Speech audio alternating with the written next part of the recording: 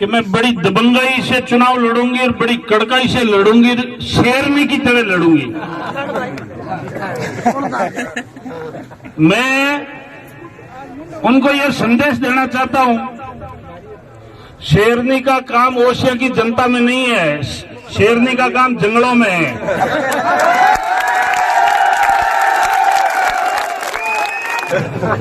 जहां मोदी जी कई बार से लेके आए टाइगर, जो शेरनी शेर के साथ ही तो रहेगी और क्या रहेगी। मैं गलत कह रहा हूं। इससे इस पूरे परिवार की ओर से अपने देश के राष्ट्रीय नेतृत्व को और प्रदेश नेतृत्व को मैं इस ओसिया परिवार की ओर से धन्यवाद ज्ञापित करता हूं। ओसिया विधानसभा क्षेत्र में हमारी भारतीय जनता पार्टी की एक स्वच्छ लोकतंत्र की परिपाटी है। इस भारतीय जनता पार्टी के अंदर कोई भी आदमी टिकट मांग सकता है। चाय बेचने वाला प्रधानमंत्री बन सकता है और भैराराम जैसा दूध बेचने वाला भी एमएलए बन सकता है।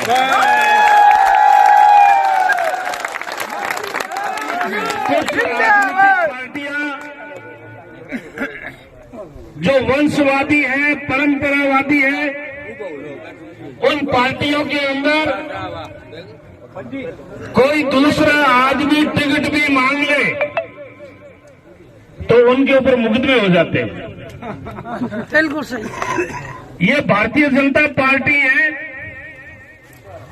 आपकी जैसे टिकट की घोषणा हुई, मैं पूरे क्षेत्र में था। फिर इसके बाद में आदरणीय शंभू सिंह जी के पास में भी जो मेरी शिष्टाचार मुलाकात हुई, फिर आदरणीय महेंद्र सिंह जी के साथ में भी हुई, फिर आदरणीय डोकिया जी के साथ में भी हुई, और भी बहुत सारे अपने भारतीय जनता पार्टी के जो वरिष्ठ जन हैं उनके साथ में बातचीत हुई। और उनसे बातचीत करते करते आपके बीच में पहुंचा हूं। मैं थोड़ा सा लेट पहुंचा हूं, मैं उसके लिए माफी चाहता हूं। आपसे मेरा सबसे निवेदन है कि यहां विराजमान ओसिया विधानसभा क्षेत्र के 81 ग्राम पंचायतों के लगभग मौजूदा कार्यकर्ता यहां मौजूद हैं। मैं सब कार्यकर्ताओं की ओर से और ओसिया की जनता की ओर से मैं राष्ट्रीय नेतृत्व को इस बात का धन्यवाद देता हूं कि टिकट मांगने के लिए बोलती सब हकदार है, लेकिन पार्टी खूब सारे मापदंड देखती है। एक कोई कारण नहीं होता किसी के टिकट मिलने का, एक कोई कारण नहीं होता किसी के टिकट कटने का। बहुत सारे मापदंड होते हैं। उन मापदंडों में जो पार्टी राष्ट्रीय नेतृत्व और प्रदेश नेतृत्व ठीक समझता है कि भाई ये प्रत्याशी हमारी भारतीय जनता पार्टी के लिए जीत के आएगा, तो वो किसी एक व्यक्ति के नाम से सिंबल इश्यू करती है। ये सिंबल एक व्यक्ति का नहीं है, ये सिंबल एक व्यक्ति का नहीं है, ये चुनाव का सिंबल ओसिया की जनता के नाम से भेजा है नरेंद्र मोदी जी ने। और इस सिंबल का चुनाव पे ओसिया की जनता इस बार चुनाव लड़ेगी। मैं देख रहा था हमारे सामने वाली पार्टी को, वो ग्राम पंचायतों में जा रहे थे,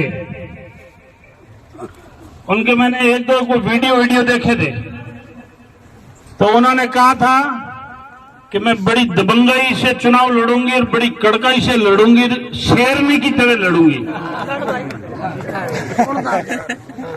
मैं उनको यह संदेश देना चाहता हूं, शेरनी का काम ओसिया की जनता में नहीं है, शेरनी का काम जंगलों में है।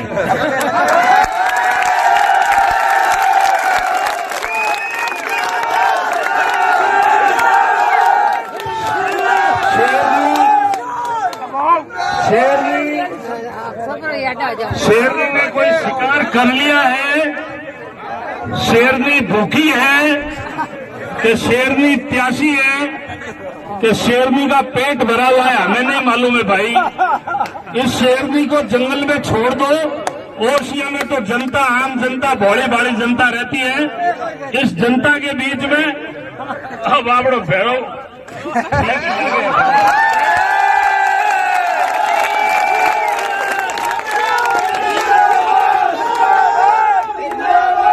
ओसिया में एक ही आपको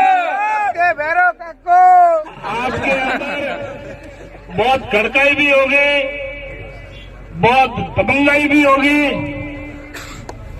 और आपने कहा था कि शेरनी की तरह भी लड़ूंगी।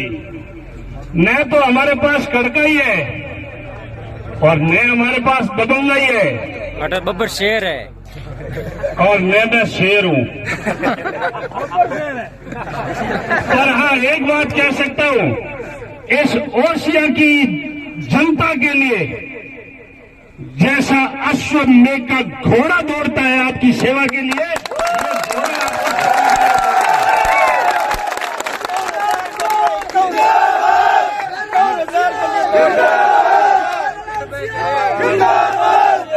इस घोड़े के ऊपर ओसिया की 2,64,139 मतदाता मेरे पे सवार कर सकते हैं।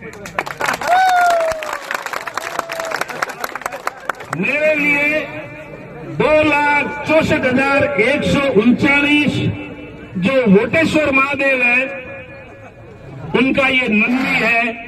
जब चाहे शंकर भगवान इस नंदी के ऊपर चढ़ सकते हैं। इसलिए सभी वोटेश्वर महादेव से मेरा नम्र निवेदन है कि ओसिया के अंदर पिछले 5 सालों से ये शेरनी घूम रही है। इस शेरनी का पता करो कि भूखी है कि प्यासी है कि खाना खाया हुआ है या नहीं है। भूखी प्यासी है, शिकार करना चाहती है तो जंगल में भेजो। जहां मोदी जी कई बाहर से लेके आए टाइगर, जो शेरनी शेर के साथ ही तो रहेगी और क्या रहेगी। मैं गलत कह रहा हूं। यहाँ तो ओसिया की जनता में घोड़ा चाहिए, जिस घोड़े के ऊपर ओसिया की जनता सवार हो सके।